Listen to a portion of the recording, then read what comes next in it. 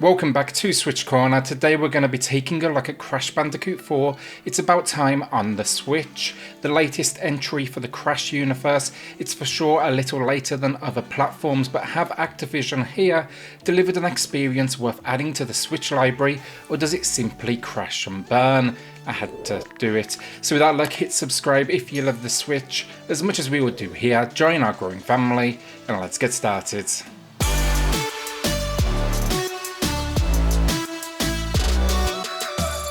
It's a story and it's no Oscar-winning tale, but it is fun, picking up after the original trilogy. Neo, Cortex and Uka, they've escaped prison and they aim to take over the multiverse. Now who can stop them? Crash and Coco, of course.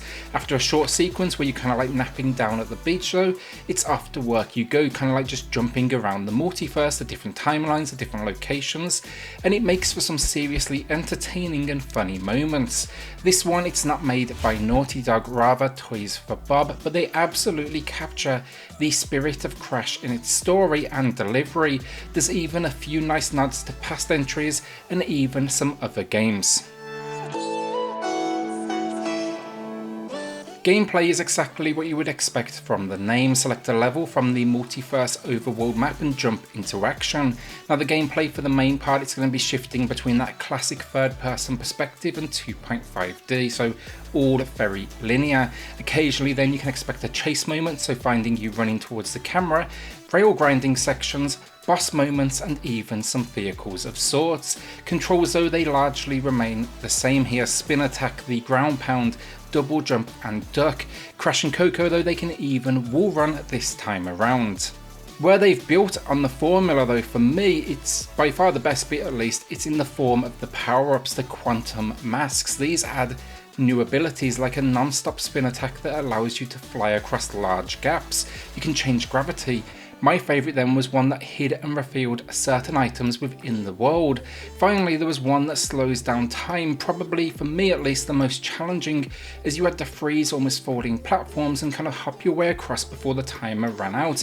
This was so frequently for me met with just swift deaths. Throughout the stages though, the formula never changes. Get to the end while smashing your way through every crate in sight, figuring out obstacles and attacking or avoiding enemies. The enemies, they're the usual affair, but the multiverse design and jumping from location to location and timeline to timeline adds for some nice variety, from pirates to almost zombies to the local wildlife. Each has a unique attack, but 9 times out of 10 a spin attack can dispatch them, or maybe just bopping them on the head.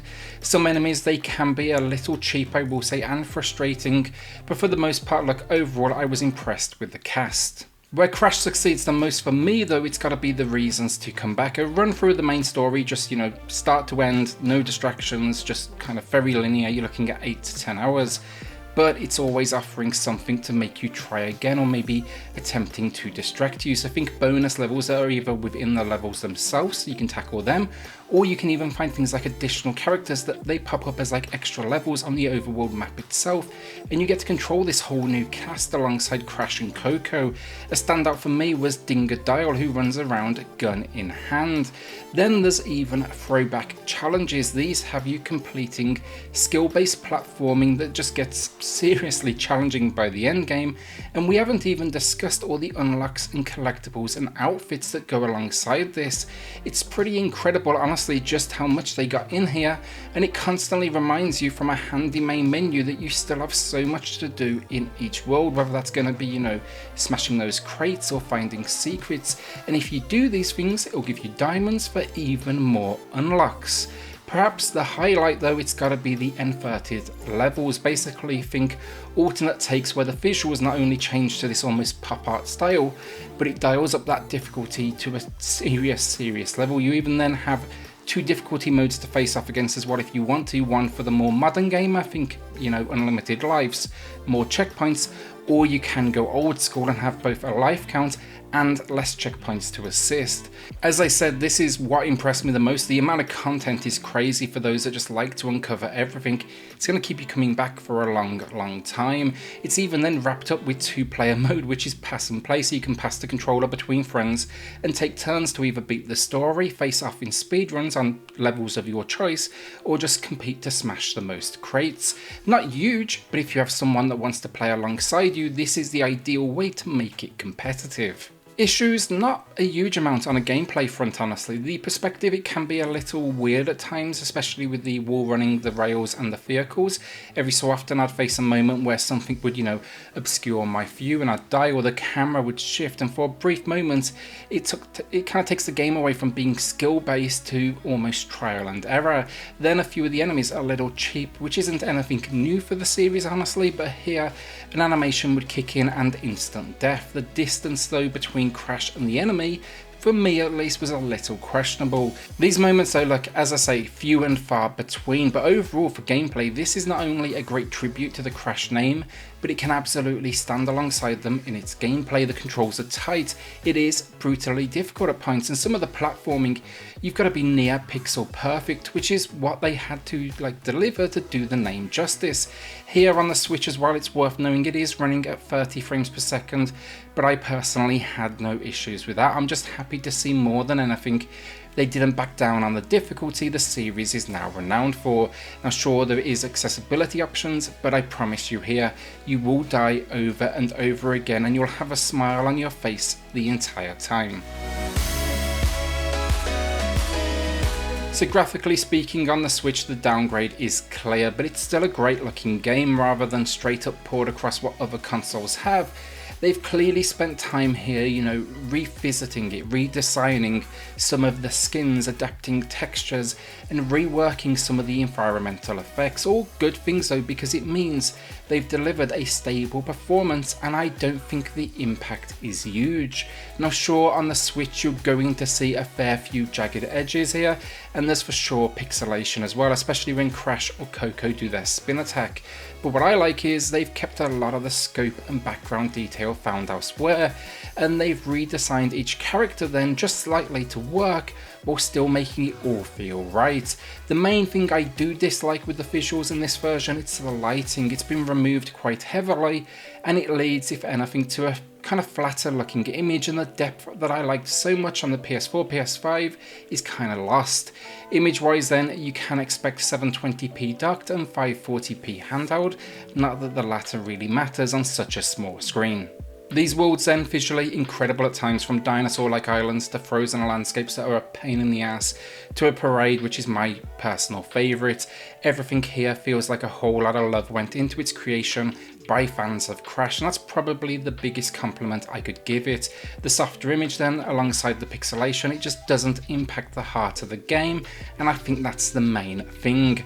Same thing for handheld then too, but the image does actually sharpen up thanks to that smaller screen size. Audio finally, and a winner. From the voice acting to the locations to weapons, the sound effects, they're exactly what I wanted. There's enough of them, they add to the immersion, and the voice acting in particular just brings everything to life. The music is the standout though, as it's frequently building alongside the rhythm of enemy attacks, and it changes with each world, capturing that, comical, yet there's something about to kill you vibe in its backing. Top marks on the audio front, it's absolutely spot on. So the final verdict, and two things you should know. One, I played this game before I picked it up day of release for the PS4. I played it again on the PS5 with the upgrade.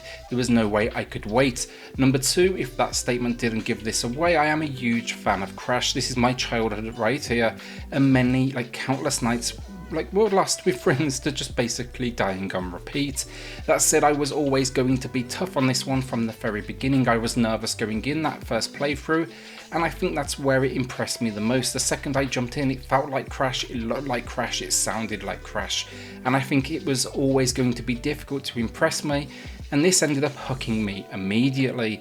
Then it kept me coming back as well, thanks to the huge amount of challenges, collectibles and bonus stages, and now I can't wait to see where they take the series next.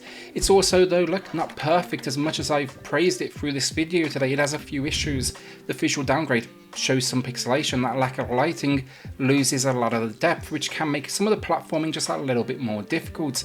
A few of the enemies, they can feel cheap, and just occasionally the perspective, it can trip you up, but that still can't stop me from getting behind this and giving it a recommendation today with a great 8 out of 10.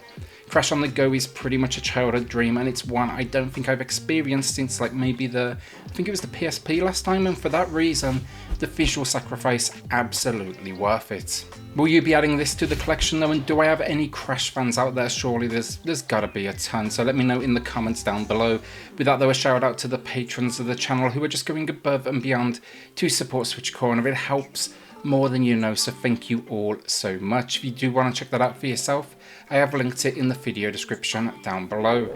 Then hit subscribe if you love the Switch as much as we would do here. Join our growing family, and I'll see you all on the next video. Thanks everyone.